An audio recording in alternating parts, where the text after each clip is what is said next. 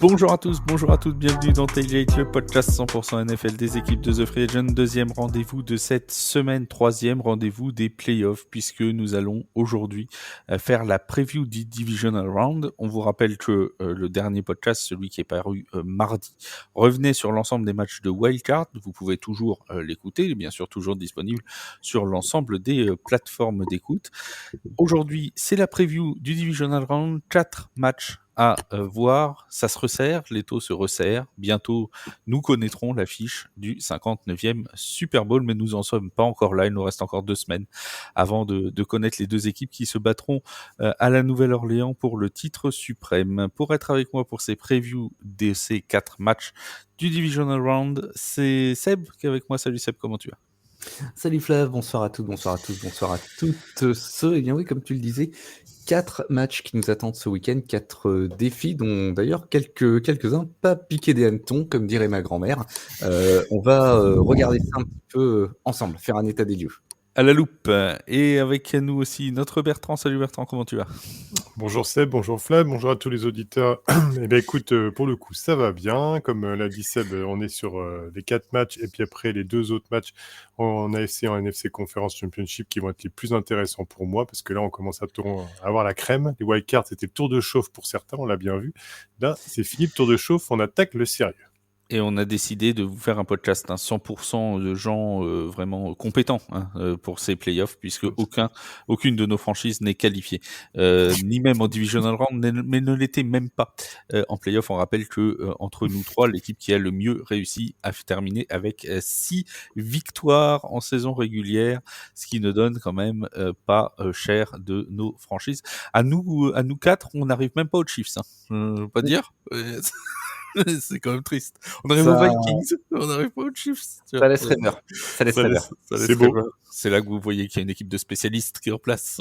Mais tu vois, nous, en plus, les Giants, on fait encore mieux. C'est-à-dire qu'on joue très mal, mais en plus, on fout le bordel intégral dans l'organisation. Tu vois, donc en finale, c'est génial. On a laissé nos fans des Chiefs à la maison.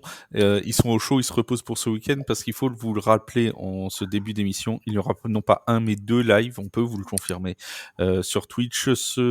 Alors il y a même une nouveauté, c'est sur Twitch, sur YouTube et sur TikTok. Il y aura 2 lives, pardon, pas 3, 2 lives.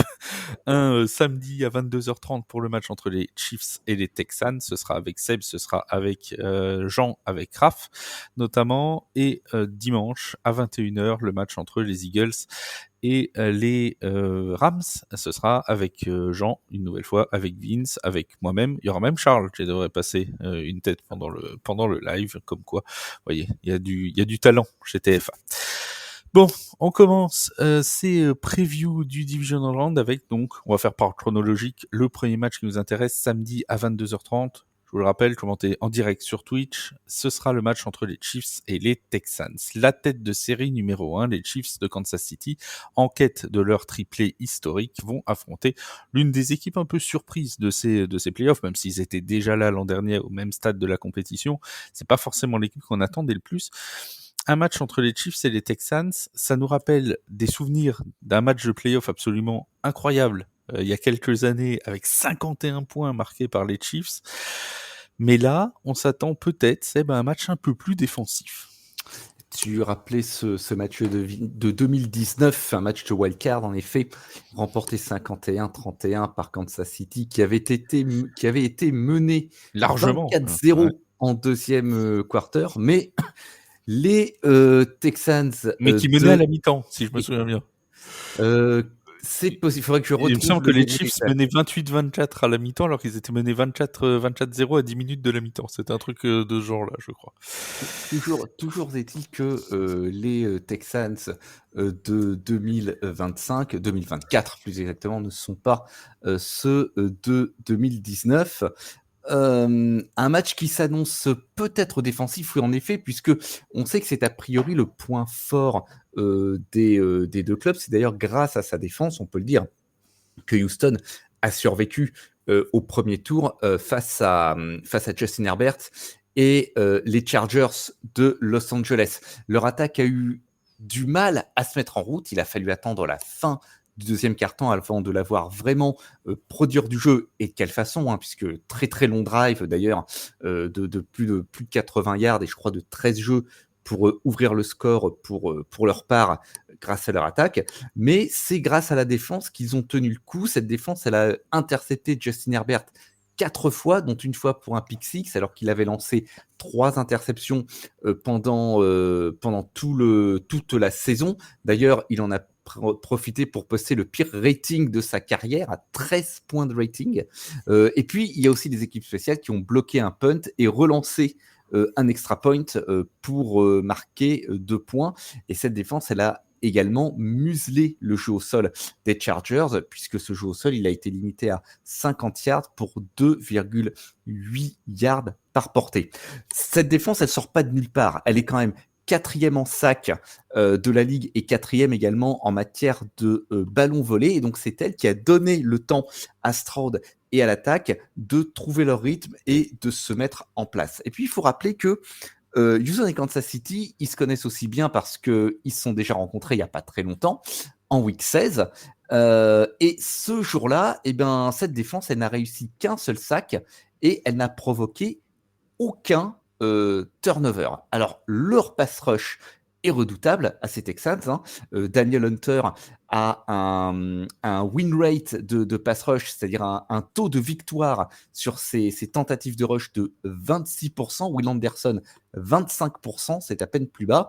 Et c'est sans doute ce pass rush qui peut être la clé pour Houston, d'autant que la ligne offensive de Kansas City, elle est quand même sous le feu de pas mal de critiques cette saison. Est-ce que ça suffira ? Ça, c'est une autre question. Justement, c'est la question que j'allais poser à Bertrand. Effectivement, est-ce que c'est pas là la clé pour les Texans, réussir à mettre la pression sur Patrick Mahomes? On sait que le jeu de course des Chiefs est un petit peu en difficulté cette année, n'est pas aussi performant que dans d'autres prétendants au Super Bowl. Je pense notamment aux Lions de Détroit. Patrick Mahomes, il sera au rendez-vous des playoffs. J'ai quasiment aucun doute là-dessus. Travis Kelce sera au rendez-vous. Bref, les Chiefs vont monter d'un cran offensivement, ça c'est à peu près une certitude. Mais cette ligne offensive, comme l'a dit Seb, elle pose quand même des questions depuis le début de la saison. On a vu un Patrick Mahomes, notamment, je pense au match contre Denver, qui a été quasiment constamment mis sous pression.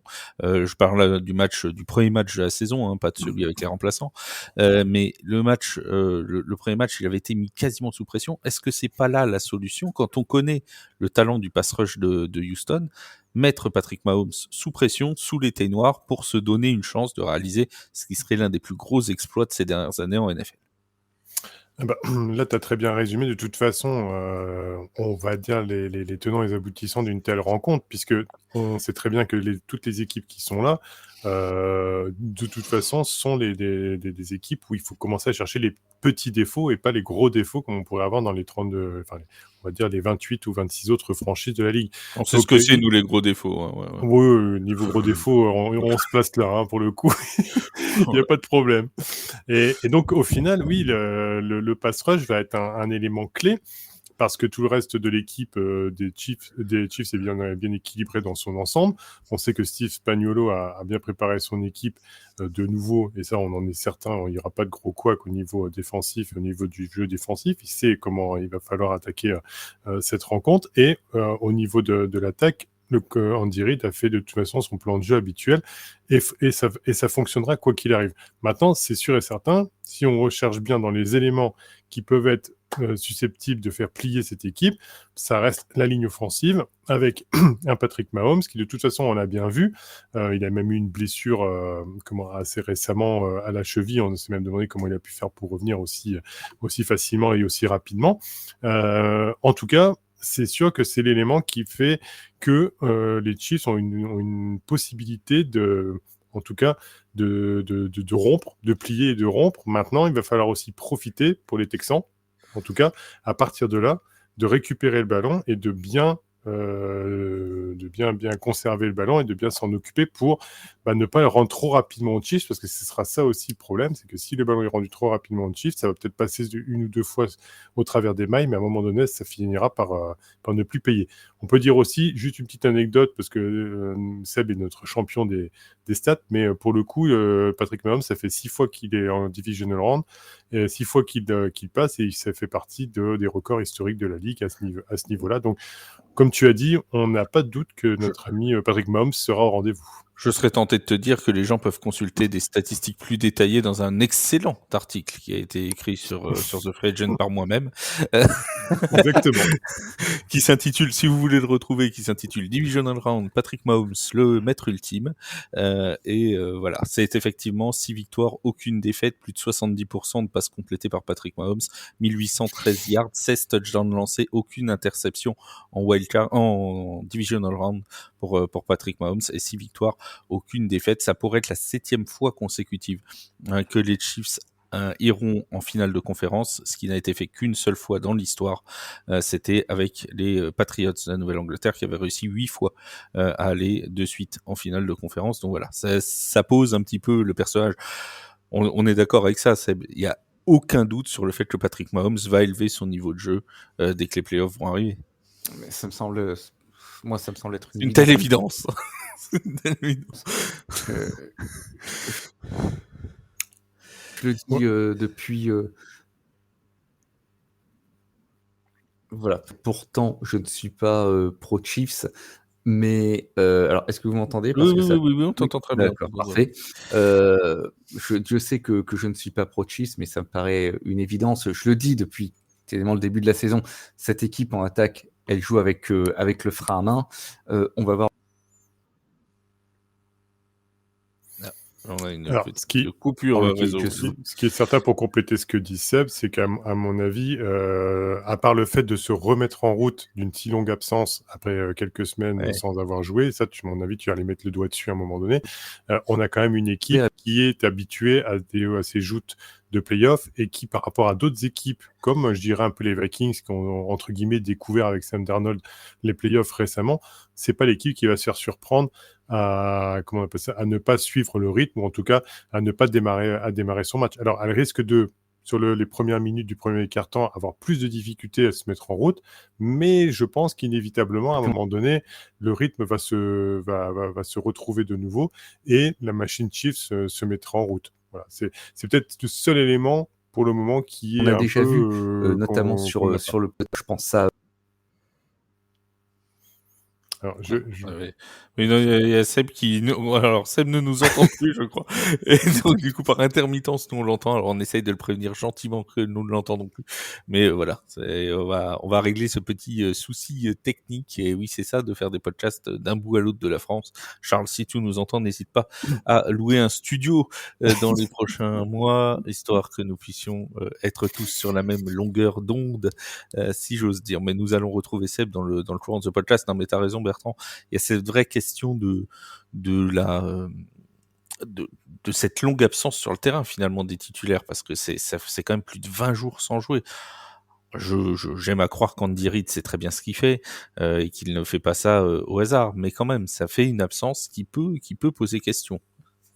Ah oui, de toute manière, tous les champions, toutes les grandes équipes, au moment de redémarrer et de rattraper du rythme, le rythme des entraînements n'est pas le rythme d'un match. Donc inévitablement, il y aura toujours ce petit temps d'adaptation. En plus, moi, ce qui me fait craindre un peu, c'est pas le volume de joueurs capables de pouvoir répondre présent, puisque même si on a Mecole Hardman qui est blessé, Sky Moore, Rashee Rice, voilà, quand même des noms assez importants à la réception, on a quand même des joueurs comme Xavier Worthy, DeAndre Hopkins, Hollywood Brown, Juju Smith-Schuster, voilà, des joueurs qui peuvent prendre le relais. Hollywood Brown revient d'une grave blessure et puis il revient au bon moment parce que lui, il est frais et pourra apporter aussi en complément. Mais ce que je veux dire, c'est pas le volume de joueurs. Je dirais, c'est l'impact tout de suite que tu vas avoir dès le début du match. Si les Texans sont motivés, on risque d'avoir peut-être une petite surprise. Et on sait que si on démarre mal le match, s'il commence à y avoir 2 touchdowns d'écart, ça peut vite tourner en la faveur de l'équipe. Maintenant, il y a je vais aborder le sujet, mais je pense je dis peut-être trop vite dans l'émission, mais il y aura le facteur aussi météo qui va inévitablement à un moment donné rentrer en ligne de compte. Oui, non, c'est sûr, c'est absolument certain. Alors, après, ces Chiefs aussi, il y a une gestion d'expérience. On a quand même, on l'a dit, possiblement une 7e qualification en finale de conférence. À côté des Texans, certes, ça reste une équipe qui était déjà en playoff l'an dernier, mais c'est une équipe qui est toujours jeune, qui a perdu aussi des armes importantes dans son jeu de passe. Lors de cette saison, puisqu'on a parlé de Stefon Diggs qui est absent depuis un petit moment, Tank Dell aussi qui s'est blessé gravement. D'ailleurs, c'était lors du match face aux Chiefs en saison régulière. Voilà, tout ça fait que on se retrouve avec un Joe Mixon qui fait ce qu'il peut à la course, qui fait des prestations tout à fait honorables. Les Texans, s'ils ont un défaut aujourd'hui, c'est peut-être leur ligne offensive, qui est pas forcément la plus exceptionnelle de toute la ligue, ce qui pose des problèmes pour mettre en place un jeu de course efficace, mais ce qui pose aussi des problèmes dans la protection de CJ Stroud, qui a été quand même le 2e quarterback le plus saqué de la ligue depuis le début de la saison. Oui, et puis là, c'est vraiment un revers de fortune par rapport à l'année dernière où on avait une équipe qui était quand même... C'était explosif offensivement l'an dernier. Ouais, c'est ça. Enfin, régulièrement, on a ces équipes qui réussissent bien une année et qui sont surprenantes, et puis les équipes s'ajustent au niveau de l'équipe. Les vidéos des tapes et des matchs sont analysées, et inévitablement, les jeux sont connus, et donc il y a beaucoup moins de surprises. Mais malgré tout, ces équipes-là, en règle générale, restent performantes tout au long de la saison suivante. Moi, j'ai trouvé que, pour le coup, il y a eu des résultats, 9 victoires, on est bien d'accord, sur 17 matchs, mais j'ai trouvé une équipe beaucoup plus en dedans. Alors, on mettra en avant les blessures, bien évidemment, Tank Dell et consorts, mais j'ai quand même trouvé une équipe beaucoup plus en dedans, où il y a moins d'effets de nouveauté de la part des Meko Ryans, leur coach, et au final, un CJ Stroud qui s'est un peu embourbé avec les éléments que tu as précisé aussi, une ligne offensive beaucoup moins performante et inévitablement donc des brèches qui ne sont pas ouvertes, et pour Dameon Pierce et pour Joe Mixon qui a rejoint récemment la franchise. Donc au final, on a une franchise qui, bon an mal an, avec tous ces éléments perturbateurs qui ont pu arriver, a eu les résultats que l'on a eu, mais de manière surprenante quand même. Je m'attendais à ce que ça soit peut-être moins spectaculaire, mais que ce soit toujours aussi quand même efficace, surtout le niveau de Stroud. Alors, quand on a discuté d'un possible, entre guillemets, MVP l'année dernière pour ce joueur. Donc on passe quand même de l'un à l'autre très facilement. Donc ça va vite en NFL. C'est ça qui est beau. Alors, on l'a pas encore mentionné. Juste une dernière petite information. Si vous ne l'avez pas vu, là aussi, il y a un article sur The Free Agent qui a été fait. Il y a des conditions climatiques qui vont être aussi particulières dans ce match-là. On attend aux environs de moins 5, moins 10 degrés avec une température ressentie au-delà des moins 10 degrés pour cette rencontre. Alors, rien de très étonnant à Kansas City au mois de janvier, j'en conviens, parce qu'on va nous dire oui, c'est l'hiver, il fait froid, oui, d'accord. Non mais alors ça, c'est très bien, on a compris, mais on suit la NFL depuis assez longtemps pour savoir qu'il fait froid à Kansas City en hiver. Il n'y a pas de ça, on tombe pas des nues. Ce qu'il en résulte, c'est quand même que ce facteur peut avoir une importance. On l'a vu l'an dernier avec les Chiefs qui avaient battu les Dolphins dans un froid absolument glacial. On l'a encore cette année avec les Texans. Houston, c'est une équipe qui est habituée à jouer dans un état considéré comme chaud, le Texas, qui est habitué à jouer dans un dôme, et qui est dans sa division habitué à aller jouer à Jacksonville, qui est pas la ville la plus froide du pays, qui est habitué à aller jouer du côté de Nashville, du côté d'Indianapolis, là aussi dans un dôme. Bref, ça reste une ville, des joueurs qui n'ont pas forcément l'habitude d'évoluer à moins 15 degrés. Tout à fait. Là, ce facteur-là, de toute façon, pour moi, ça va être pratiquement primordial, et c'est ce qui risque de faire aussi basculer le match, parce qu'au-delà du talent pur intrinsèque de chaque joueur, au final, ce qui va se passer, c'est que même si la franchise des Chiefs est un peu en dedans au niveau de son volume de jeu, au niveau du talent, l'aspect météorologique risque à un moment donné de prendre le pas et de faire en sorte que ce qui était moyen moins devient moyen moins parce que on ne peut pas avoir la bonne passe, le ballon glisse, le coureur glisse également au niveau de ses appuis et donc vu que ça se joue sur un fil très très fin au niveau de la qualification pour les Texans, malheureusement, ces effets climatiques risquent de les empêcher de pouvoir passer à l'étape supérieure à la fin du match. Donc ça c'est peut un ça peut élément augmenter aussi le risque de blessure, ça d'un côté comme de l'autre, hein, mais malheureusement, des fois avec le froid, ça peut évidemment. augmenter aussi, le risque de choc et de blessure. En tout cas, restez avec nous parce que vous allez le voir dans ce divisional round, cette météo à Kansas City n'est pas la pire du week-end. Donc, je vous en dis pas plus, Non, mais ouh là, on il y a bien s'attend. pire que ça. Ouh là là, -15, Oh, ça semblera presque de la rigolade, hein, faudra pas ouais, c'est clair. bon, En tout cas, ce qu'on peut rajouter, c'est que globalement, l'effectif des Chiefs est pratiquement ouais, complet, puisque de toute manière, les absences à la réception ont été comblées durant l'intersaison en faisant venir, je ne DeAndre retrouve Hopkins. plus le nom, DeAndre Hopkins, pardon. Voilà, et alors, et avec le retour de Hollywood Brown, donc en soi, pas d'absence majeure. Et du côté des Texans, c'est ce que je regardais aussi. Je faisais un petit tour.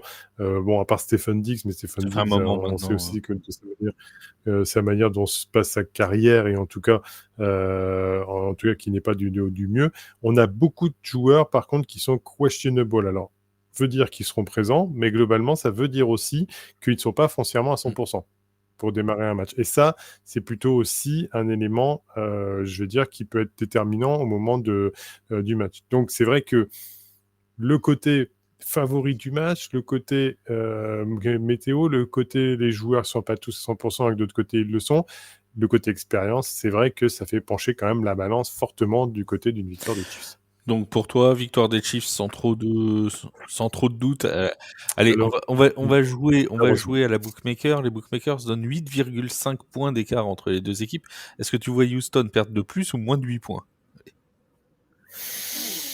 Ouais, je dirais que franchement, c'est la bonne moyenne parce que, je répète bien, les Chiefs sont dans la maîtrise de leur match, toujours dans la maîtrise de leur match. C'est-à-dire que ça n'explose pas l'adversaire complètement, mais ça fait en sorte de toute façon, quoi qu'il arrive, avec un écart d'une dizaine de points, on va dire globalement, de faire en sorte qu'ils ne reviennent pas dans le match. Ça, c'est complètement différent. Et donc, entre guillemets, de vous dire, vous pouvez faire ce que vous voulez, vous avez l'impression d'être à un touchdown d'écart, mais vous n'y arriverez pas parce qu'on a tellement d'expérience, on est tellement fort que vous n'y arriverez pas de toute façon. Donc abandonnez et laissez-nous passer tranquillement.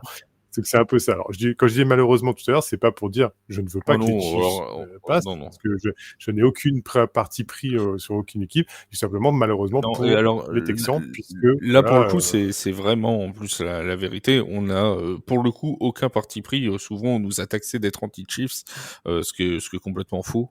On n'a rien du tout contre les Chiefs. Et alors vous pourriez lire les dizaines de pages de notre Discord interne pour voir que il n'y a jamais eu une once de haine envers les Chiefs de Kansas City. On a même maintenant deux de nos collaborateurs qui sont même des fans des Chiefs. Donc comme quoi, hein, Eh ben voilà, tu vois on n'a comme aucun mal. quoi, hein. Et les Texans non plus. On aime beaucoup les Texans aussi. D'ailleurs, on a beaucoup de fans de Houston qui nous suivent et on en est très On, heureux. Voilà.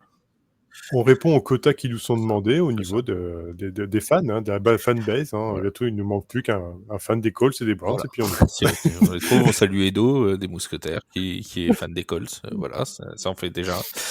C'est déjà ça de prix. Et puis on salue Marc-Angelo Souma qui est fan des Browns, me semble-t-il. Comme ça, au moins, Tout comme à ça, au fait. moins, les deux sont, Il est passé par là. Voilà. les deux sont comblés. On les invitera au besoin quand ils seront en playoff.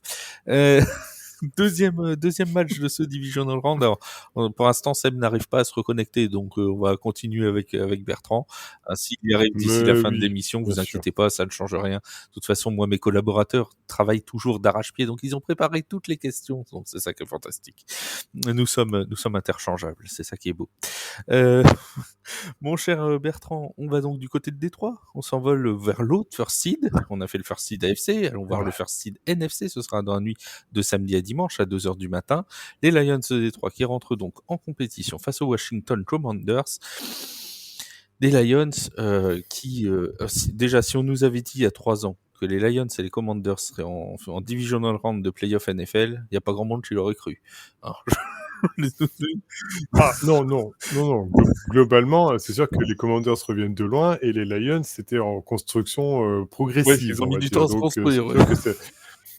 Oui, et puis surtout, c'était un grand pas en avant de dire que ça sentait le divisional très Ouais, ça, rapidement. Ça, c'est certain. c'était pas gagné tout de suite, ça c'est absolument certain. Alors, tentative de connexion avec Seb. Est-ce que vous nous entendez du côté de Pékin? Allô, Oui. Cognac G, est-ce que vous me recevez? Voilà. Ah, il est de De retour. Oui, retour! tout à fait. Alors, je ne vais pas. En fait, sa connexion, c'est comme les 49ers, ça se Ah non, qualifie mais pas en ma playoff. connexion, elle va très bien, monsieur Bertrand, mais moi, je ne suis pas un nanti de New York, voyez-vous, je suis un modeste Californien et je travaille avec un PC qui a dû être construit sous Louis XIV. Donc du coup, de temps en temps, il Non, y a des petits s'il fait... des petits coups de faiblesse, hein, voilà. T'as un PC de l'époque Woodstock, J'ai toi. un T'as un PC PC des made Baba in Cool. Woodstock, si tu veux. Et voilà, des fois, il y a des petits coups de mou. Bon, ben c'était un soir Et sans, oui, parce voilà. qu'il faut rappeler que The Free Agent a été racheté par Move Up Media, mais qu'on n'est pas encore équipé en ordinateur hein, par la Voilà. nouvelle boîte. Donc voilà. Écoute, le patron il va au Brésil, on peut pas payer les ordinateurs aux consultants. Il y a des choix budgétaires Il y à a des faire dans la vie d'une entreprise. il y a des priorités, il y a des priorités et on voit où elles sont placées. C'est donc clairement pas sur l'ordinateur de Seb. Donc voilà, c'est comme ça que voulez-vous qu'on vous dise. Bon, on va profiter de toi, mon Seb, pendant que t'es là, avant que tu Oui. nous requittes peut-être. Allons savoir. Parce qu'on sait pas, rien n'est acquis dans la vie. Allons savoir. On parlait donc des. Tiens, bah donne-nous juste vite fait ton pronostic pour les Chiefs et les Texans, puisqu'on vient tout juste de finir ce match-là. Ah là là là là. La logique veut que ce soit Kansas City. La logique veut que ce soit Kansas City. Ça serait l'upset de la décennie si Houston l'emporte. Moi, j'ai peur qu'ils soient un peu trop justes. On parlait donc, on commençait à parler des Lions face aux Commanders et je disais à Bertrand que si on nous avait dit il y a 3 ans que les Lions et les Commanders seraient en divisional round, qui l'aurait cru? Mais Pas nous, en tout cas. certainement pas. Même si il y a 3 ans, 3 saisons de ça, c'était encore Non, non. trop loin. C'est il y a 2 ans qu'il y a commencé à avoir un frémissement du côté de Détroit et puis frémissement qui s'est transformé en tsunami, hein, en vague de submersion, en tremblement de terre, même, n'ayons pas peur de le dire. Mais c'est vrai que oui, il y a 3 saisons de cela. C'est une affiche qui ne faisait pas rêver, hein, soyons clairs. C'était le genre d'affiche à 19h que tu voyais pas dans le red zone, tu vois. Ah ouais, que t'avais pas envie de voir de toute façon. Soyons assez clairs sur ce point-là. Non. Et, c'est sûr. et là, vraiment, du coup, mais c'est la preuve que tout va très vite. Tu sais, je parle souvent dans le sport du long terme qui n'est pas le long terme dans la vie commune. Et on se rend compte que 3 saisons, mais on a l'impression que c'est la préhistoire, en fait. C'est très loin, du moins que c'est l'histoire, parce que effectivement, ces 2 équipes ne prétendaient pas à un tel niveau à ce moment-là, ne prétendaient pas à un tel niveau de jeu non plus à ce moment-là. Et du coup, on a une affiche qui est particulièrement alléchante pour ce match. On a notamment une attaque des Lions de Détroit, Bertrand, qui est fantastique. On va pas, ça part de partout, que ce soit en réception avec Amon-Ra St. Brown, avec Sam Laporta, avec des dizaines de joueurs, que ce soit aussi à la course avec Jahmyr Gibbs et David Montgomery qui va revenir pour le match, pour ce match, alors qu'on pensait possiblement qu'il ne reviendrait pas de cette saison 2024. Il sera bien présent. Donc on retrouve un véritable monstre à 2 têtes au niveau du jeu de course des Lions. Où la tâche va être ardue pour les Commanders pour arrêter cette attaque pléthorique. Alors, la tâche va être ardue, mais après, je développerai vis-à-vis des Commanders pourquoi je dirais que également rien n'est impossible, entre guillemets. De toute façon, dans un match NFL, rien n'est surtout impossible. En playoff. Mais c'est surtout le style de jeu des Commanders qui fait que la tâche ne sera pas aussi impossible que ça. Parce que je pense qu'effectivement, un jeu de conservatisme, un jeu beaucoup trop rigoureux de la part de l'adversaire des Lions ferait que les Lions pourraient s'éclater beaucoup plus si en face, il n'y a pas le répondant. Là, on a une équipe de Washington, équipe intermédiaire de Jayden Daniels, rookie, qui réussit plutôt bien. D'ailleurs, tant qu'on a la connexion de Seb, je laisserai avancer sur tout ce qui est statistique par rapport à ce match-là. Mais on a quand même, du côté des Commanders, une équipe qui aura quand même du répondant en soi. On l'a vu. Des réceptions spectaculaires avec Scary Terry McLaurin, un Zach Ertz avec qui il se connecte. Mais si je reviens sur les Lions, c'est pour ça que je mettais en parallèle. on a quand même une équipe qui, je pense, on va pas se retrouver avec un blowout complet à 45 points et les Commanders qui ne savent pas répondre. Ou alors, le match sera très mal préparé par les Commanders. Mais les Commanders, ils ont réussi à passer cette étape où Cliff Kingsbury, leur coordinateur offensif, prépare très bien son équipe. En défense, également, le coordinateur défensif fait un très bon travail avec les joueurs qu'il a et Bobby Wagner, les anciens.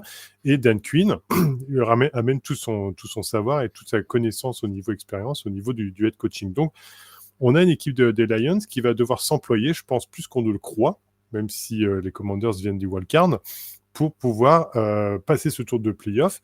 Et surtout, ça ne sera pas aussi facile que ça. Alors maintenant, oui, pléthore de très bons joueurs chez les Lions. Si Seb a du matos à nous donner en termes de statistiques, évidemment, entre Amon-Ra Samron, Sam Laporta, comment on appelle ça, Tim Patrick qui revit après son passage à Denver. Globalement, oui, on a un Dan Campbell qui manage très bien. Et on a un Ben équipe. Johnson Ça. en coordinateur offensif. Et un Ben qui Johnson. Qui n'est pas piqué des hannetons non plus. Et notre ami Aaron Glenn du côté de la défense, qui est pas le dernier peintre de l'année non plus.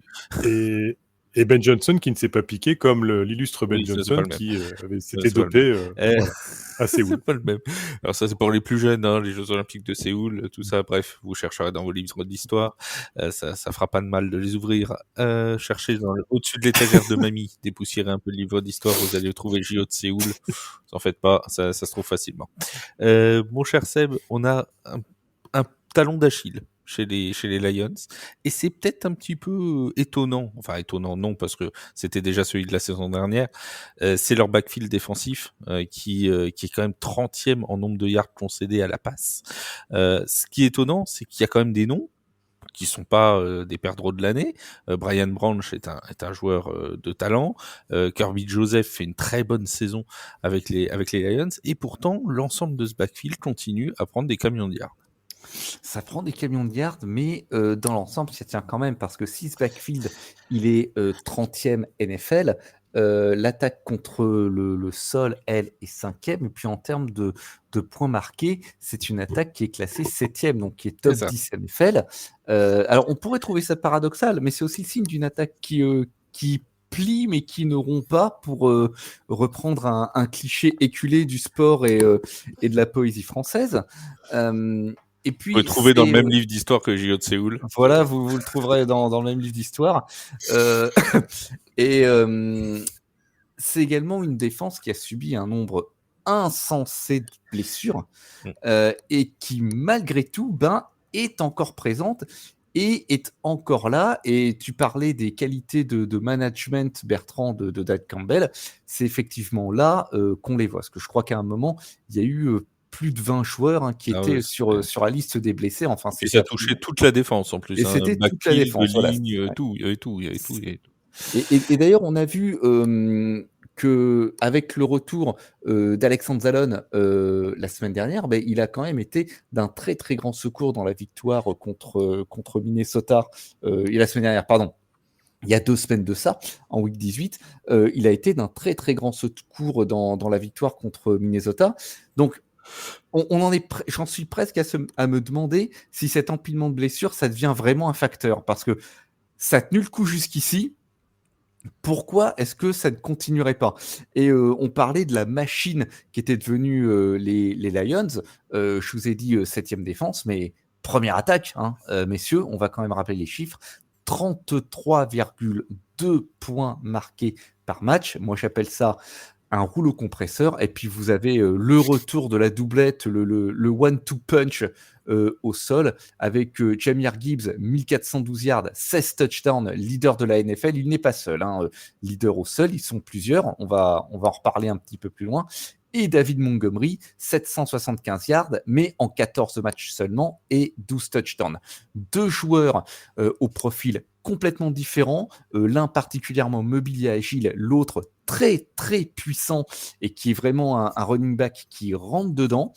Et c'est cette. Il y en a un qui attaque plein centre et l'autre qui attaque sur le côté, quoi. Mais exactement. Voilà, tu en as un qui est particulièrement véloce et athlétique, et l'autre qui est une espèce de boule de bowling qui baisse les épaules et qui rentre dans les linebackers adverses. Et ce duo one-two punch, il est absolument redoutable. Et se dire qu'il revient là, pile au bon moment, je serais la défense de Washington, je me ferais un petit peu de soucis quand même. Et juste pour t'interrompre, après je te laisse continuer, et sachant qu'en plus, moi ce qui m'a le plus impressionné, c'est que même quand il était absent, Jahmyr Gibbs continue à performer, la ligne arrive à lui ouvrir des brèches, il faisait un nombre incalculable de courses, et ça a continué à avoir les mêmes résultats sans baisser de niveau. Et ça, pour le coup, moi, ça m'a bluffé. Parce que là, je me suis dit, quand Montgomery était absent, j'ai dit, l'autre partie de saison, au moment où il n'était pas là, ce serait beaucoup plus complexe. On l'a même pas vu. En fait, voilà, on aurait pu penser qu'il allait falloir s'adapter, et puis en fait, ben non, ça a pas été utile. Ils ont continué très exactement avec le même schéma de jeu. Et puis, je me dis aussi autre chose. On parlait à l'instant du coordinateur offensif Ben Johnson. S'il a décidé d'ouvrir un petit peu plus encore le cahier de jeu pour les playoffs, sachant quand même qu'en matière de trick play et autres billevesées et ruse roublarde, il se pose quand même là. Ça risque d'être quelque chose. Hein. Attendez-vous à de la double reverse flip flicker ou à des choses comme ça. Ça pourrait pulser. Ouais, on va se faire une Philly Détroit, tu sais. C'est sûr qu'il y a certains joueurs de ligne offensive qui ont touché des ballons dans la end zone. Non, mais ils sont capables de tout. Ils sont capables de tout. Ils ont même fait, je sais plus ils ont fait une feinte de fumble. C'était il y a 3 ou 4 semaines. Il y a 3 ou 4 semaines, ils ont fait une feinte de fumble. Mais comment t'as l'idée de faire ça? Bref.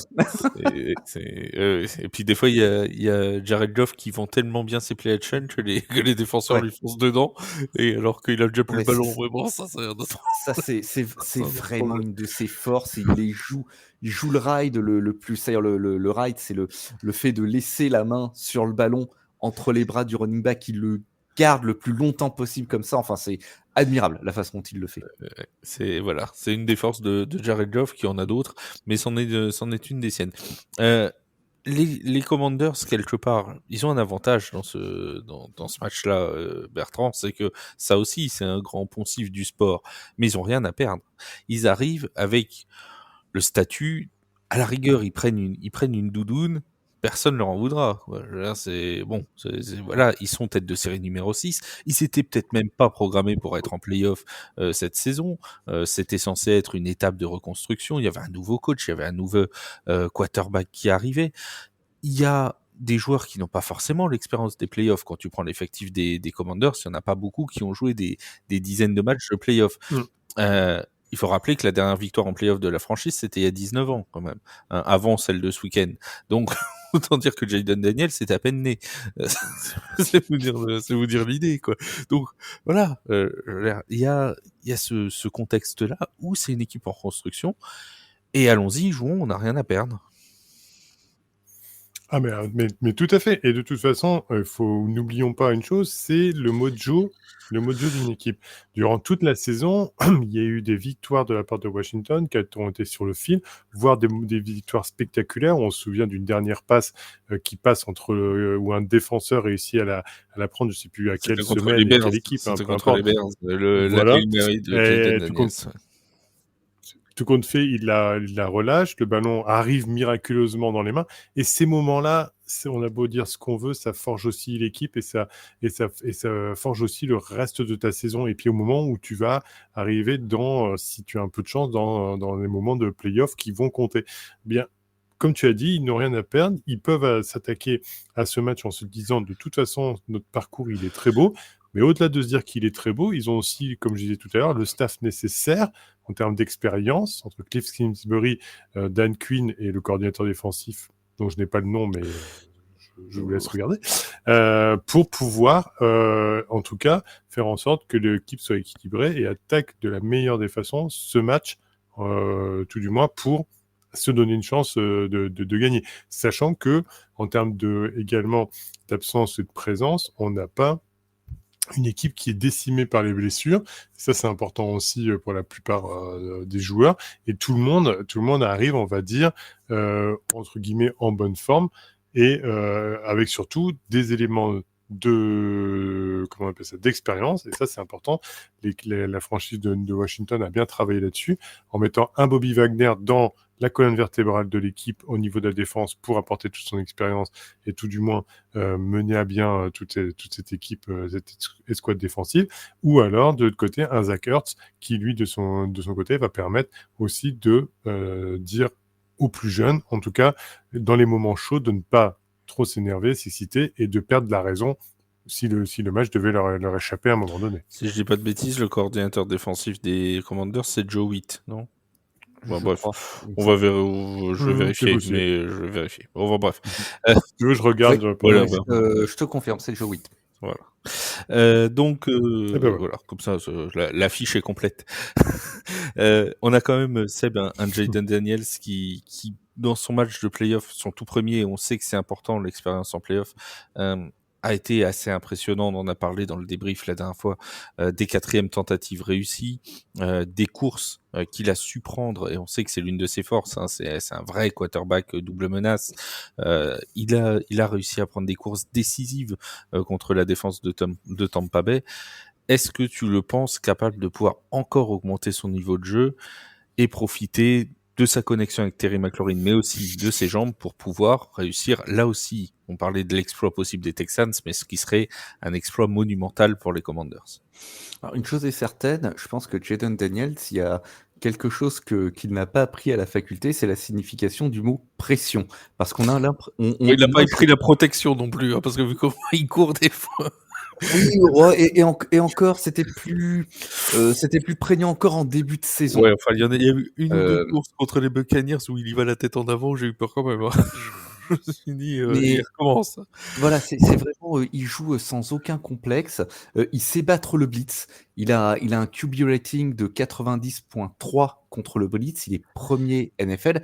Et en fait, c'est cette capacité à ignorer la pression adverse qui lui ouvre d'une part des lignes de passe profondes et également des lignes de course. Et il est quand même entouré, malgré ce que l'on peut dire, parce que Terry McLaurin a une fois de plus très bien performé cette saison, 1096 yards et 13 touchdowns. Le running back Brian Robinson Jr. qui fait une saison à 799 yards.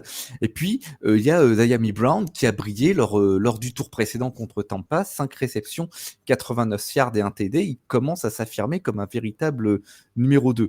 Il y a de l'expérience au poste de tight end avec Zach Ertz. Et il y a de l'expérience au poste de tight end, voilà, avec Zach Ertz. C'est vrai que, alors, Zach Ertz, sans lui faire c'est plus le Zach Ertz d'il y a 3-4 ans, mais ça voilà, reste... il a 34 ans, mais il apporte quand même 650 yards, 654 yards pour être précis, et 7 touchdowns, hein, c'est quand même pas rien. Et il monte en puissance sur la fin de saison, hein, en plus. Et il monte en puissance sur la fin de saison. Tu as raison de le préciser.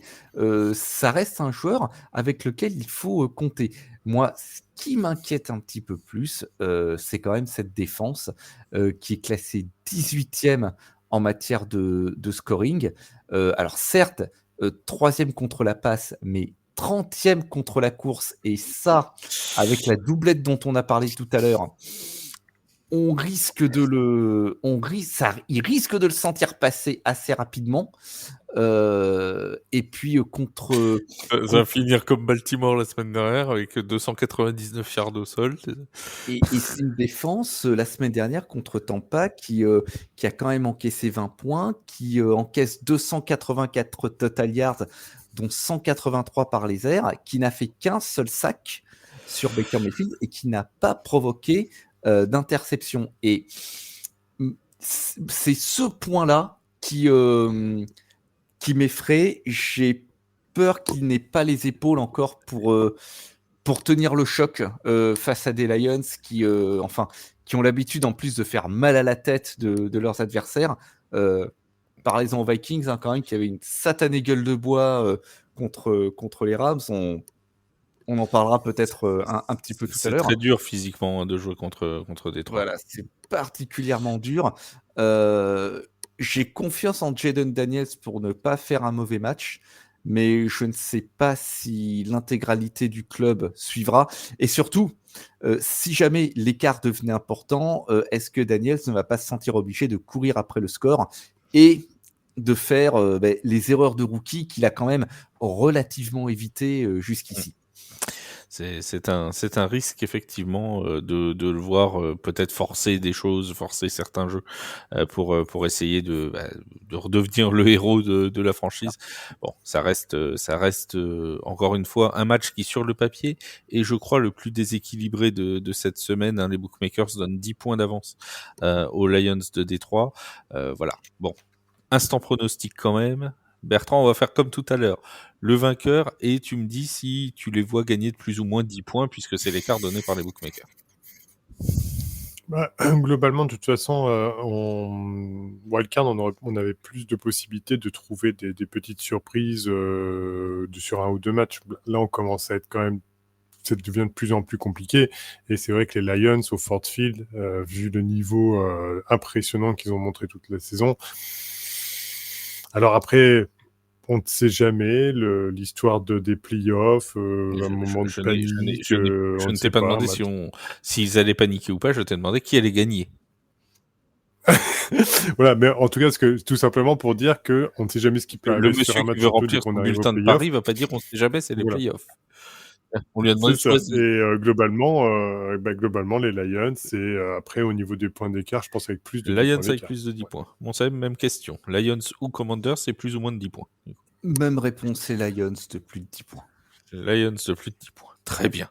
Impeccable. Bon, il faut rappeler juste dernière petite stat que les Lions, sur les 2 matchs qu'ils ont perdus dans cette saison NFL, les 2, c'était au Ford Field, contre les Buccaneers dans un match défensif, 20-16, et contre les Bills, on s'en rappelle, un match là pour le coup complètement offensif. Je crois que c'était 48-42 ou quelque chose comme ça, entre les deux équipes. Bref, un festival offensif.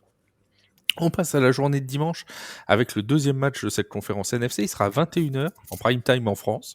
Il sera commenté là aussi sur Twitch, sur TikTok et sur YouTube par les équipes de TFA. C'est le duel entre les Eagles de Philadelphie et les Rams de Los Angeles. Des Rams de Los Angeles, alors on n'a pas parlé de leur match dans le débrief puisqu'ils n'étaient pas encore joués contre les Vikings.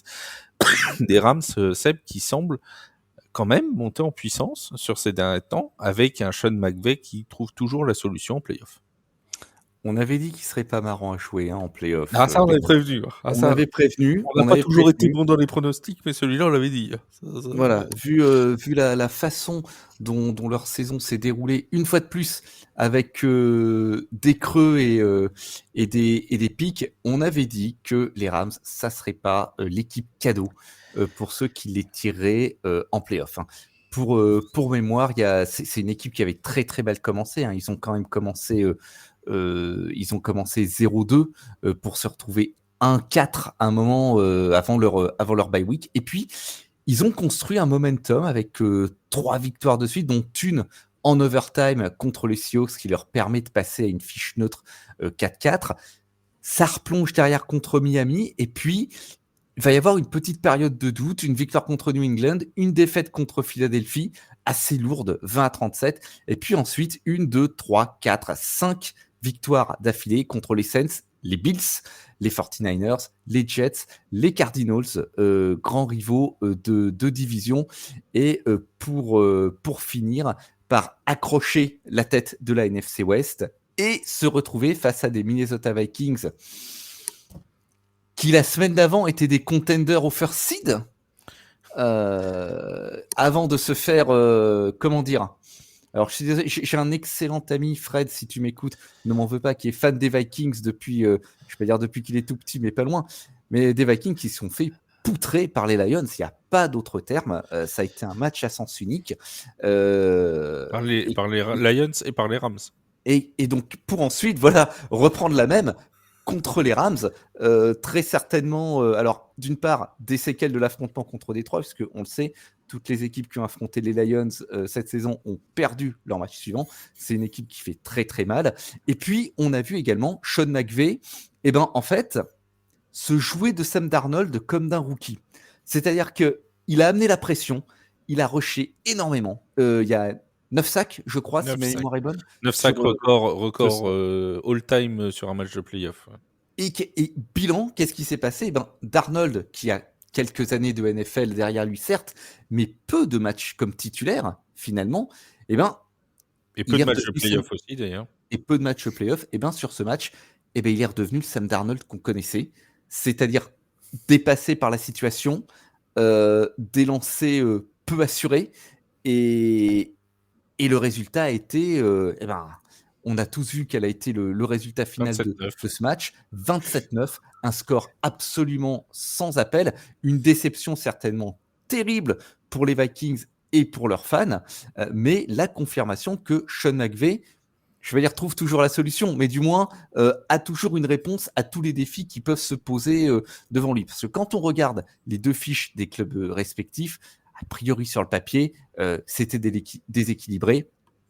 Sauf que nos amis californiens ont su jouer le coup exactement comme il le fallait. Et pour ça, ils se sont appuyés sur leur ligne défensive. Kobe Turner, Brandon Friske, Brian Young, Jared Verse, et Qui tous marque ces même un jeunes touchdown, Jared Verse. qui marquent un touchdown, qui a réalisé 11 plaquages pour perte cette saison et généré 50 pressions.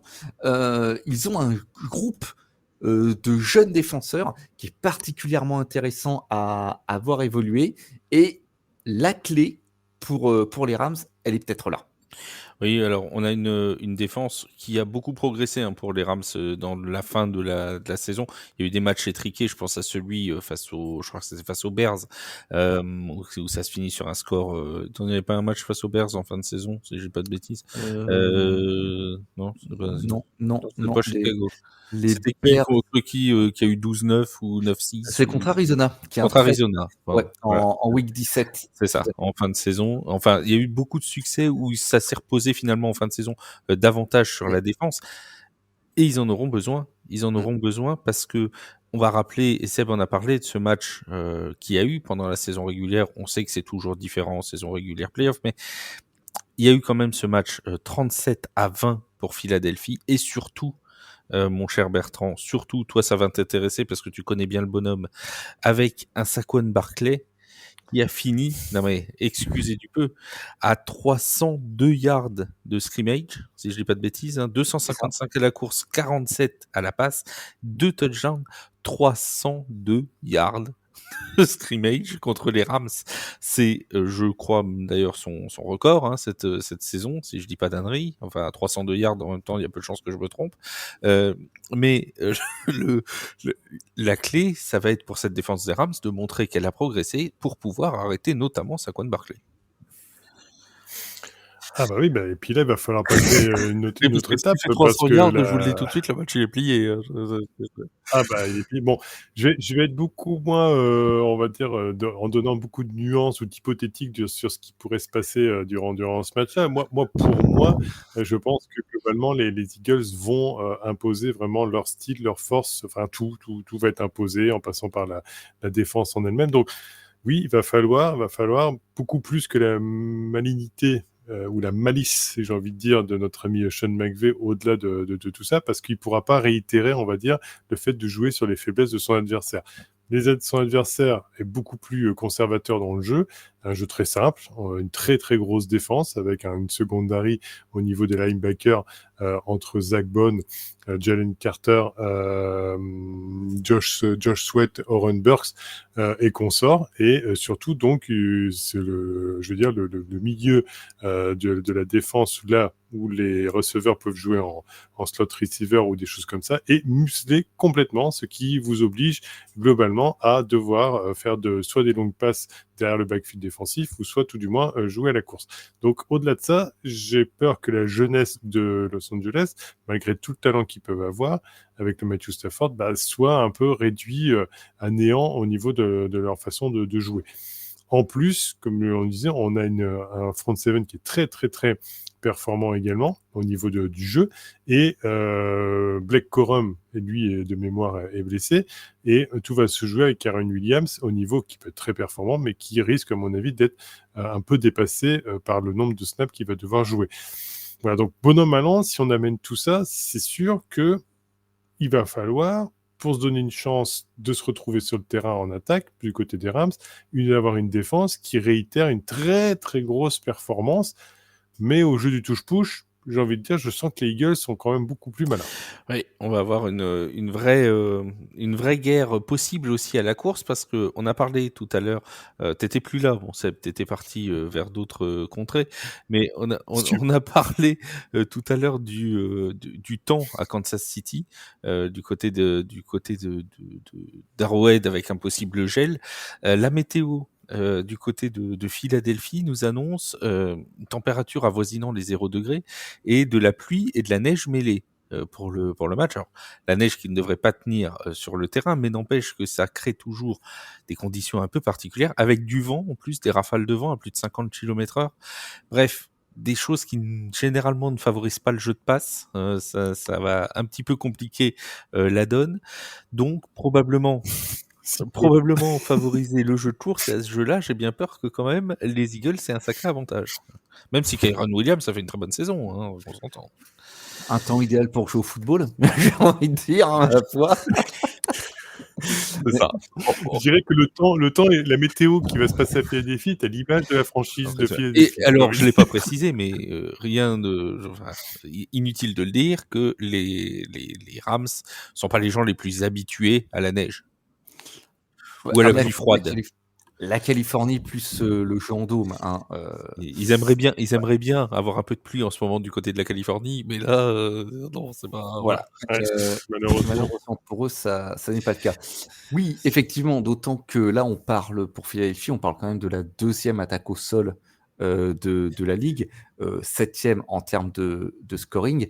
Ça va très clairement être un point crucial là où nos amis des Rams sont classés 24e au sol.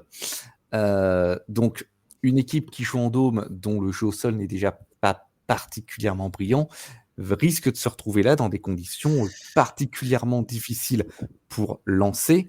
Il faut rappeler tout de même que les Rams, en revanche, par les airs, sont la 10e attaque aérienne de la ligue en termes de yards gagnés. Mais comme tu l'as précisé lors de ce bulletin météo très complet, ce n'est pas un temps qui va favoriser les attaques verticales. Et à ce jeu-là, en effet, les Eagles sont les plus forts. Saquon Barkley, évidemment, on ne va pas revenir sur cette saison. Si, on va y revenir d'ailleurs. Hein, pour le plaisir. Pour le plaisir. 345 portées, 2005 yards, leader incontesté de la NFL. En 16 matchs. En 16 matchs, 125,3 yards par match. Bon sang de bonsoir au sol. C'est absolument infernal. Mais en plus, tu as un quarterback qui tricote un petit peu des jambes, hein, lui aussi. 630 yards en 150 portées pour Jalen Hurts. Ça risque de faire beaucoup à affronter pour une équipe qui n'est pas habituée à ce type de conditions. Oui, ça va faire beaucoup. Alors, oui, vas-y, mon Bertrand. Oh bah si on résume, on est typiquement dans les conditions météorologiques qui vont favoriser un jeu de course où les Eagles sont très forts et vont annihiler le jeu de passe où les Eagles sont très forts en défense de l'autre côté. Bon, j'ai autant dire que ça va pas être la fête à Noël pour les Rams. C'est voilà. Bon, bah voilà. Alors, il nous reste à sortir le pronostic, les amis. Alors, je reviens toujours avec mes petits bookmakers. 6 points d'avance pour les Eagles donnés dans ce match-là. Donc, en gros, victoire d'un touchdown ou plus ou pas. On va y aller comme ça. Seb, Eagles ou Rams et victoire de plus ou moins d'un touchdown. Alors, malgré ce que j'ai dit, je ne veux pas non plus totalement jeter le bébé avec l'eau du bain, parce que du côté des Rams, en attaque, tous leurs titulaires sont en forme. Pukanakua est de retour en et les Eagles n'ont pas été particulièrement impressionnants contre les Packers non plus. Ils n'ont pas été particulièrement impressionnants. Leur ligne offensive a été particulièrement impressionnante contre les Packers, mais la production offensive, pas plus que ça. Je laisse Philadelphie vainqueur, mais je reste à un touchdown ou moins d'écart. Je vois bien ça. Très bien. Donc, on va dire moins de 7 points. Quoi. Mon Bertrand, Philadelphie ou... je suis à l'inverse de Seb, là, complètement, où je pense que Philadelphie va s'imposer grandement et fortement. Ça va faire très, très mal. Et je dis victoire des Eagles avec C'est parce plus que d'un t'es fan touchdown. des Eagles aussi, c'est pour ça. Ouais, voilà, c'est pour ça. Parce que je suis objectif. Et d'ailleurs, je voulais juste faire une petite aparté, comme ça les fans des Eagles comprendront qu'on reste, même en étant fan des Giants, on est capable d'avoir de l'objectivité. C'est que je suis même très content pour Saquon Barkley, parce qu'il faut pas avoir d'animosité sur les joueurs qui s'en vont, parce que quand on voit ce que ce jeune homme, après les méandres qu'il a pu subir de blessures, est capable de faire aujourd'hui, je dis un grand bravo. Et je suis bien malheureux qu'il n'ait pas pu faire le record cette année, parce qu'il le méritait amplement. Chers auditeurs, je peux vous l'annoncer en exclusivité, la semaine prochaine, Bertrand fera une déclaration d'amour à Nick Sirianni. Et alors là, vous n'êtes pas prêts. La réserve pour la preview du Super Bowl. Mais ce que j'aime bien, c'est que Bertrand a utilisé le on du pluriel pour dire nous les fans des Giants on, comme si un de nous était inclus dans l'affaire, alors que Et on en parlera à Yaya, de son amour pour les Eagles. Voilà. Soit dit en passant, voilà. Bon, en tout cas, on se permet de saluer Yaya qui est pas avec nous aujourd'hui, mais qui va revenir très très vite. Hein, vous inquiétez pas dans le podcast, il est juste pas là cette semaine, mais il sera très vite de retour. Dernier match et pas des moindres. Desquels il faut parler peut-être la plus grosse affiche de cette semaine en NFL de ce divisional round, c'est ce choc absolu entre les Bills de Buffalo et les Ravens de Baltimore. Alors, si vous me permettez, vous allez dire que je suis relou avec ma météo, mais je vais commencer par ça, parce que là, il y a météo d'importance. Il va neiger à partir de jeudi sur Buffalo. Normalement, il ne neige plus samedi, mais la neige reprend dans la soirée de dimanche, donc possiblement pendant le match, à l'heure du match.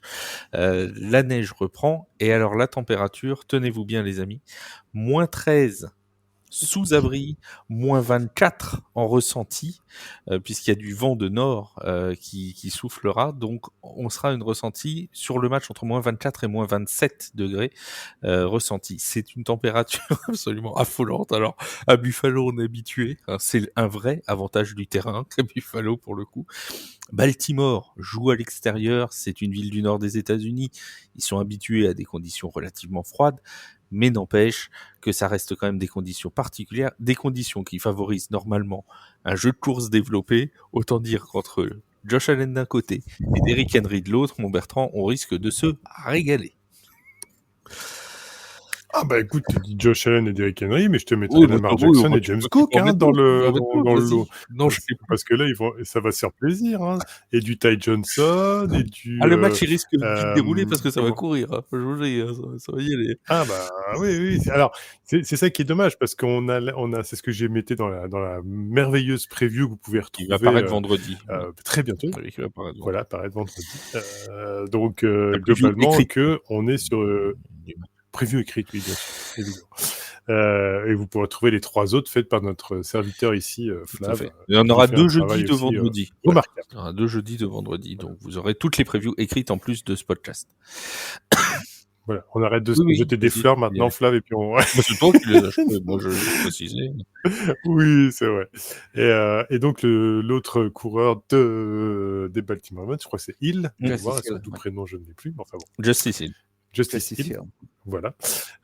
Donc c'est sûr et certain que, à mon avis, tous ces joueurs-là vont être très sollicités durant ce match-là, parce qu'inévitablement, avec des températures aussi froides, avec du vent, c'est un peu le pendant du match des Eagles, on va avoir un jeu à la passe qui va quand même souffrir, je pense, légèrement de cette situation. Malgré tout, ça reste les points forts ultimes des deux équipes. Et autant vous dire que, pour le coup, que ce soit du Derrick Henry, qui déjà est très performant, il va se faire un malin plaisir de rajouter une couche. Alors, en soi, ce qu'il faut savoir par rapport à ce match-là, et peut-être que Seb va en parler, mais globalement, on est sur 2 équipes qui sont à plus de 30 points de moyenne, un peu à l'instar des Lions, pour le coup, et c'est que la 7e fois qu'il y aura un match-up dans l'histoire de la NFL entre 2 équipes à plus de 30 points de moyenne. Est-ce que, justement, ces conditions climatiques vont créer le fait d'avoir 30 points au minimum? Je pense pas. À mon avis, ça va être un score assez serré et assez bas, au final, parce que les conditions climatiques vont empêcher de développer du jeu.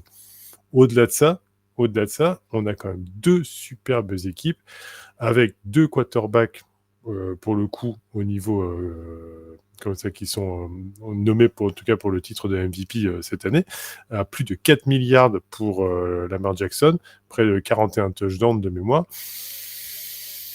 Josh Allen, on est aussi dans les mêmes eaux au niveau du nombre de yards et de touchdowns. Globalement, on a un super match. D'ailleurs, est-ce que vous savez si les votes du MVP sont déjà faits? Je suis pas certain. Pour moi, ils se font de la semaine. Ils se font de genre la semaine, enfin 2 semaines avant le Super Bowl, la semaine avant le Pro Bowl, parce qu'on sait que c'est jugé que sur la saison régulière. Mais est-ce qu'un match comme ça, Seb, pourrait influencer quand même la course au MVP, même si ça devrait pas. On sait bien que c'est sur la saison régulière. Mais imaginons que Lamar Jackson fasse une performance exceptionnelle. Est-ce que ça peut renverser la course au MVP? Ça ne devrait pas entrer en compte, mais dans les faits, ça entrera en compte. La course entre les deux pour le titre de meilleur joueur de la saison est tellement serrée que je n'imagine pas que dans la tête des votants, cet affrontement, un affrontement direct en plus, n'aura pas d'influence. Et puis, surtout que ça voudrait dire que Lamar Jackson aurait gagné les 2 fois contre Buffalo, puisqu'ils sont déjà joués en saison régulière. Attends, une minute. On n'y est pas encore à la victoire de Baltimore à Buffalo. Hein. On va freiner un petit peu, parce que certes, Baltimore a gagné le premier match. Ils l'ont gagné d'ailleurs assez largement. Je crois que c'était en week 35-10. 35-10. Mais c'était à Baltimore un dimanche soir. Là, on est à Buffalo. Avec le public de Buffalo, ça va être la nuit de Buffalo. Mais pour reprendre, pour revenir au sujet, oui, ça risque d'avoir une influence. Et puis, je rappelle bien évidemment le théorème de Yaya, une fois de plus, si QBA et QBB s'affrontent dans un match et que QBA gagne, ça veut dire qu'il est meilleur que quarterback B. Je ne vais pas reprendre son... je vous rappelle que Daniel Jones est un meilleur quarterback que Kirk Cousins. Bon. Yeah. Peut-être que cette saison... Bon, bref, on va pas lancer ce débat-là. Un autre débat pour un autre jour. Mais plus sérieusement, évidemment que cet affrontement direct entre les deux candidats évidents, organiques, au titre de meilleur joueur de la saison, il va avoir une influence. C'est évident. Est-ce que pour toi, Seb, l'équipe qui gagne la bataille de la course gagnera le match? On pourrait être tenté de le penser. On va rappeler un petit peu l'armement de chaque côté. On a pour Baltimore Derrick Henry, 1921 yards, 16 touchdowns, qui va faire face à la 12e défense au sol de la ligue. Et pour Buffalo, on a James Cook, 1009 yards et 16 touchdowns contre la première défense au sol de la ligue. Et le tout avec des quarterbacks dual threat de chaque côté. Baltimore, ils ont été redoutables contre Pittsburgh au tour précédent sur ce qu'on appelle les read plays, c'est-à-dire ce sont des jeux en option lors desquels Lamar Jackson va se tourner vers Derrick Henry, va lire ce qui se passe sur la ligne offensive. S'il voit que ça pénètre, il va garder la balle et courir. Si ça pénètre pas, il va laisser la balle sur le ventre de Derrick Henry. Et ça oblige une défense à rester sur le gros ventre de Derrick Henry. Je dirais plutôt le ventre ventre musclé, le ventre de Derrick Henry. Voilà. Le ventre de buffle. Tu ne parles pas comme ça de mon joueur préféré, Flav. Attention. Non, mais j'ai pas dit qu'il était obèse. je disais juste qu'il avait une musculature assez impressionnante, qu'il prenait de la place. Voilà. Et donc, ce type de jeu qu'on appelle au niveau universitaire un jeu en option, un jeu d'option, ça oblige une défense en fait à surveiller deux coureurs, Jackson et Henry. Et d'un autre côté, du côté de Buffalo, on a la capacité de scrambler et d'improvisation de Josh Allen. Et sa capacité aussi à trouver la passe longue. Ce qui est également étonnant avec Josh Allen, ce que j'ai trouvé en grattant un peu dans les stats, c'est que malgré son style de jeu, sachez que il a le plus petit ratio de sacs encaissés de la ligue, 2,6%, et il n'a que le deuxième ratio en matière de turnover. Il perd 1,2% de ses ballons, et le tout derrière une offensive line qui est troisième en efficacité de bloc de passe. Donc, en fait, les deux équipes ont vraiment des armes à faire valoir, des armes qui sont complètement différentes, mais qui sont toutes les deux redoutables. Au regard après des conditions climatiques, je mets un petit bémol là-dessus. Je suis pas sûr que Buffalo soit tant gêné que ça par le froid parce que pendant toute la saison à Buffalo il fait quand même pas chaud et même si là il fera pas chaud du tout, c'est des Vraiment pas conditions chaud là. vraiment pas chaud. Moi je suis content de le regarder depuis mon poste de télé et pas dans le stade pour des raisons d'hypothermie tout simplement. Pour des raisons qu'on a envie de garder nos membres. Hein, voilà, on a envie de garder nos membres et nos doigts. On n'a pas envie de perdre nos orteils comme dans le nord de la France en fait. Voilà, je suis pas sûr que Buffalo soit forcément les plus handicapés par ces conditions. Bertrand. Oui, non, je voulais rajouter que justement, et rebondir sur ce que vient de dire Sam, ne pensant pas peut-être qu'il allait l'aborder, mais oui, c'est vrai que malgré le froid, Josh Allen, il est très habitué, à mon avis, à ces conditions-là.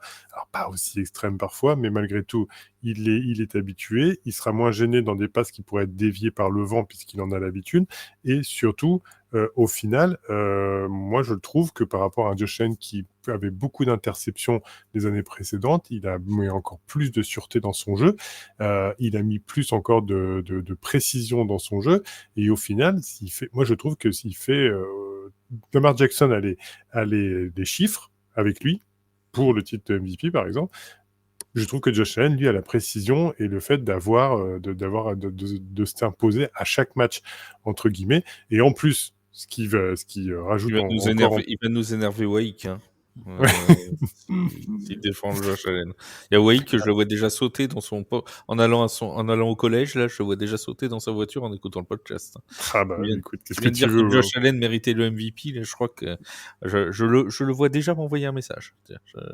Alors, oui, mais Wake est aveuglé par les chiffres uniquement, alors que nous, on parle de talent individuel. Mais le talent, il a du mal à le trouver chez Patriots. C'est pour ça qu'il ne peut pas savoir ce que c'est. Donc au final, dis le gars qui défend les Giants.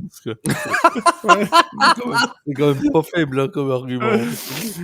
But contre 100 camps et tacle au niveau des genoux, c'est joli. Voilà. Alors, la VAR valide. C'est validé par la VAR. Donc, au final, ce que je veux dire aussi, c'est que du côté des Bills, il y a eu le souci Stephen Diggs, où il y avait un receveur numéro 1 bien établi.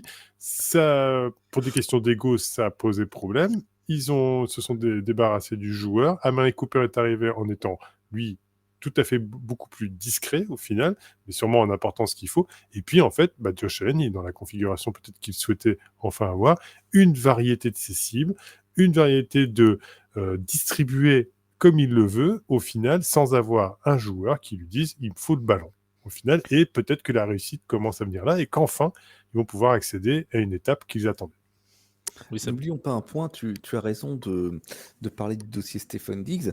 Il faut rappeler qu'en début de saison, à son départ, on était tous persuadés, nous les premiers ici à The Free Agent, qu'il y avait une fenêtre de tir qui s'était refermée pour les Bills, qu'ils avaient laissé passer leur moment et qu'ils avaient peut-être une période compliquée. Alors pas sombrer dans un abîme béant de médiocrité, non. Parce qu'ils ont les Jets et les Patriots dans leur division. Voilà, parce qu'ils ont une poule qui les sert un petit peu aussi, qui les a encore plus servis avec le gros passage à vide de Miami cette saison. Mais on s'imaginait que voilà, il y avait peut-être une période on va dire, de ventre mou qui s'ouvrait pour eux. Et ben que nenni, la fenêtre, elle a l'air d'être grande ouverte là. Et maintenant, c'est à eux vraiment de prendre cette opportunité. Une baie vitrée. Mais c'est à eux d'en faire une baie vitrée, exactement, d'en faire une véranda. C'était une chatière, une meurtrière au début de saison. C'était une meurtrière au début de véranda.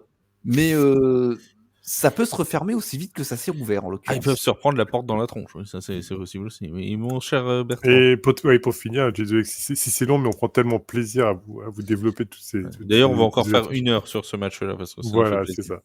Mais pour finir, il y a aussi un élément, par contre, du côté de Baltimore qui pourrait jouer à leur faveur, c'est oui ou non le retour de Zay Flowers, parce que Zay Flowers, ça reste aussi leur receveur numéro 1. Il est en day-to-day évaluation, donc en évaluation au jour le jour pour savoir son retour. Il est passé de out à questionable. Et à partir de là, questionable, ça veut déjà dire des très bonnes nouvelles. Et si lui est là et que malgré tout, il fera peut-être pas tous les snaps, mais qu'il en fait quelques-uns... Généralement, quand on est questionable le mercredi, parce que nous on enregistre le mercredi, c'était plutôt bon signe pour la fin de semaine, généralement. Bon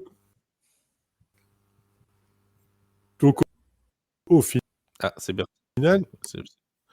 Oui. Donc, au final, on va avoir une clé de la réussite du match. C'est sûr. Seb, tu voulais rajouter un truc, non? Je t'avais vu Je bouger. n'avais rien à rajouter, Bertrand. D'accord, très bien. Il y a un point qu'on n'a pas soulevé tout à l'heure aussi, qui peut être intéressant juste rapidement, c'est que on parle souvent de l'attaque au sol qui est excellente de la part des Ravens. On oublie souvent de parler de leur défense au sol, qui est tout simplement la meilleure de la ligue. 77 yards, Hmm. 2 concédés par match, c'est la meilleure défense en nombre de yards concédés au sol de toute la NFL. À l'inverse, le backfield défensif est beaucoup plus en difficulté. Est-ce que Buffalo aurait pas un intérêt finalement, je vais pas dire à délaisser le jeu de course, mais à appuyer sur ce talon d'Achille-là? Alors moi en soi, je vais juste faire juste une petite élément là-dessus. A priori, c'est une info que j'ai vu passer aussi. Ils auraient restructuré un peu sur la fin de saison leur schéma de défense entre guillemets parce qu'ils se sont bien rendus compte. Hein, je pense que comme nous, comme tout le monde, ils ont vu les stats au niveau de, c'est leur métier en même temps. Alors, s'ils y sont pas, personne n'y sera. Mais en même temps, ils ont restructuré un peu leur défense pour éviter que ce soit les grands boulevards derrière. Donc, en soi, à mon avis, globalement, avec un repositionnement de joueurs, donc en soi, à mon avis, c'est là que leur réponse va être apportée. Mais ça reste malgré tout une possibilité pour Buffalo de trouver une autre solution si d'aventure, comme tu disais, la défense de Baltimore faisait vraiment la muraille de Chine et empêchait James Cook d'amasser les yards comme il peut le faire d'habitude. Seb, même idée? Même ordre d'idée, oui. Compliqué de savoir. Effectivement, aussi, j'ai lu la même chose que, notamment sur les postes de safety, Baltimore avait un petit peu changé sa mise en place au fur et à mesure de la saison. Mais on en revient un petit peu à ce que je disais en passant en revue les attaques respectives. Buffalo a des arguments à faire valoir sur son jeu de passe, et notamment grâce aux capacités d'improvisation de Josh Allen. Oui, effectivement, exploiter cette faiblesse relative, hein, attention, de la défense aérienne de Baltimore semble être une bonne solution. Mais si ça ne fonctionne pas, le jeu au sol sera-t-il suffisamment costaud pour pouvoir assurer le relais? Ils affrontent quand même une défense qui n'est pas facile. Alors une information juste supplémentaire avant de refermer ce match-là, une information qui est arrivée en fait il y a quelques minutes. Yann Rapoport rapporte donc que Zay Flowers est le seul joueur des Ravens à ne pas s'être entraîné du tout ce mercredi, ce qui là pour le coup est plutôt un mauvais signe pour la participation. S'il avait été limité à l'entraînement, il y avait une chance qu'il puisse jouer. De ne pas s'entraîner du tout le mercredi à 3 jours du match me semble quand même pas un signe très encourageant pour la participation de Zay Flowers à cette rencontre de dimanche. Mais bon, nous verrons un peu plus tard dans la semaine, bien évidemment. Vous serez au courant sur les articles de The Free Agent de la suite de cette affaire Zay Flowers. Les amis, petit tour du côté des bookmakers. Les bookmakers, que nous proposent-ils? Les Ravens favoris. Alors, on va pas s'amuser à jouer au handicap cette fois parce qu'ils sont favoris de 0,5 points. Donc, bon, autant dire, ils gagnent ou ils perdent, quoi. Hein. On va pas se cacher. Il y a un point d'écart pour les bookmakers. C'est quasiment un coin flip, ouais. Mais les Ravens sont légèrement favoris, d'après les bookmakers, alors qu'ils sont à l'extérieur et qu'ils sont tête de série numéro 3 contre la tête de série numéro 2. Bon, c'est l'heure de se mouiller, enfin de se geler, parce que si vous êtes mouillé avec moins 23 degrés, vous avez vite glacé. Mon cher Bertrand, Ravens, Bills, Ravens. Match à domicile pour les Bills. Peut-être Zay Flowers qui est pas là. Et puis c'est l'année des Bills. Dans une configuration où Josh Allen est bien. Je pense qu'aller les Bills avec un touchdown d'écart. Ah, carrément, les Bills moins 7. Alors là, il y a de la grosse cote, là. Il nous l'a gardé pour la fin, celle-là, mais là, là c'est pas rien. Là, c'est pas rien, je vous le dis tout de suite, je m'en étouffe, dis donc. Je m'attendais pas à celle-là. Vous voyez, j'ai pris froid, moi aussi, à Buffalo. Mon cher Seb. C'est le match le plus serré sur le papier. Baltimore avec 3 touchdowns d'avance. Non. Moi, j'applique, en l'occurrence, sur les matchs qui semblent aussi indécis, j'applique la prime à l'équipe à domicile. Donc, ce sera Buffalo, mais par moins de 7 points. Je dirais 4 non, par points. moins 23. On a dit moins 23-2. Ah non, là, Moi- tu parles des points. Oui, Moi, je parle des points. Allez, Buffalo par 4 points. Buffalo par 4 points. Ah, c'est précis. Là, il a mais- même le score, ce sera 21-17. Et voilà. Et là, ça vous en coupe le sifflet. Toujours précis, monsieur, la précision. S'il arrive à nous donner le score exact et la minute du premier touchdown, là, autant vous dire que cet homme lit dans les boules de cristal. Et c'est déjà pas rien. Tant que c'est pas dans les boules de bain. Donc c'est que du cristal, ça ne concernera pas Deshaun Watson. C'est déjà une bonne chose. Mon Dieu. Alors, voilà. C'est là-dessus qu'on va se quitter. Avant ça, on va rappeler le programme du week-end. Samedi, 22h30, les Chiefs contre les Texans, commentés en direct sur la chaîne Twitch de TFA. Soyez avec nous pour vivre ce match. Un bon moment, toujours en discutant dans les commentaires. C'est toujours sympathique. 2h du matin dans la nuit de samedi à dimanche, ce sera le duel entre les Lions et les Commanders. À 21h, là aussi sur Twitch. Sur le Twitch de TFA, ce sera la rencontre entre les Eagles et les Rams. Et enfin, à minuit et demi, on n'avait pas donné l'heure, minuit et demi dans la nuit de dimanche à lundi, ce sera la même heure que le Super Bowl. Voilà, minuit et demi, le match entre les Bills et les Ravens qui vaut là aussi son petit pesant de cacahuètes. Merci Bertrand, merci Seb d'avoir été avec moi. N'oubliez pas d'aller lire les articles sur l'application et le site de TFA et d'aller écouter aussi les podcasts, notamment de nos copains de la NBA, de Chris et Anna qui ont fait un petit podcast sur l'internationalisation de la NBA. C'est à écouter sur les plateformes d'écoute. Ça s'appelle N1. Si vous ne l'avez jamais encore écouté, n'hésitez pas à aller y jeter une petite oreille attentive. Merci Seb, merci Bertrand. On se dit bon week-end, on se dit à samedi pour le match entre les Chiefs et les Texans. Et on se dit à très vite à tous. Merci de nous avoir écoutés. On se dit à très vite sur les antennes de TFA. Salut tout le monde. À bientôt, ciao. Ciao, bye.